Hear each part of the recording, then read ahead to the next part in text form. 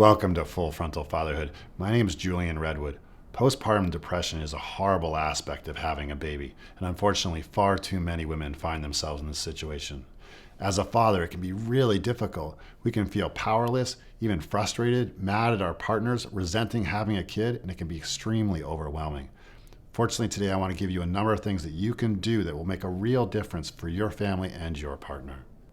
The first thing is that your partner really needs to feel like she's part of a team. So often the experience of becoming a mom is really intense. They go from being in a work setting or engaging in something in their life to all of a sudden being alone with a baby who has intense needs. They can't have time to wash themselves, let alone get the food they need, and it becomes really overwhelming. If they feel you there with them, if they feel like they're part of a team, it makes an immense difference. If you're an engaged, equally empowered parent who can provide for all the difficult moments of having a baby, then she won't feel nearly as alone. This is also a wonderful experience as a dad because being that engaged father is deeply satisfying. I do a lot of videos about how to be engaged and how to provide in those moments.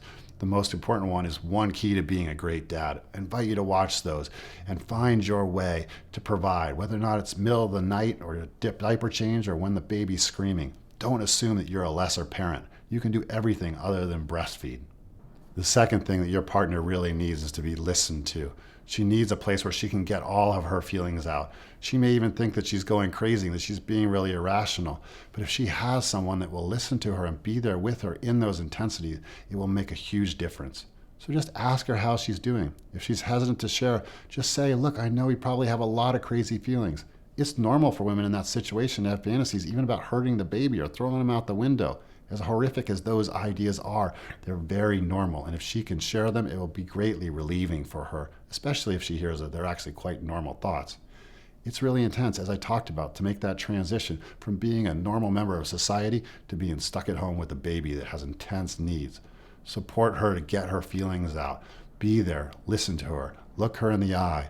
When she comes to a pause in what she's sharing, just say, thank you. What else would you like to tell me? What else is happening for you? Really give her that space. It can even just take 20 minutes, but it makes an immense difference for her to feel like there's somebody that cares and will listen to her. Similarly, being right next to her, holding her, providing physical affection also shows her that she's not alone and is deeply soothing for an overwhelmed nervous system.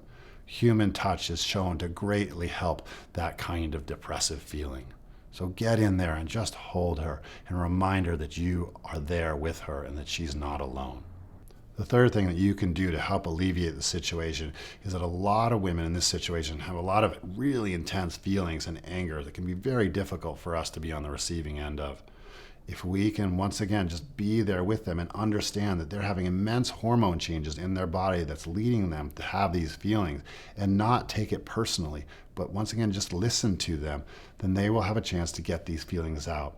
It can be really hard in an already stressed situation when we are expecting our child to come out and for it to be a wonderful situation, to then have our partner being really depressed and angry.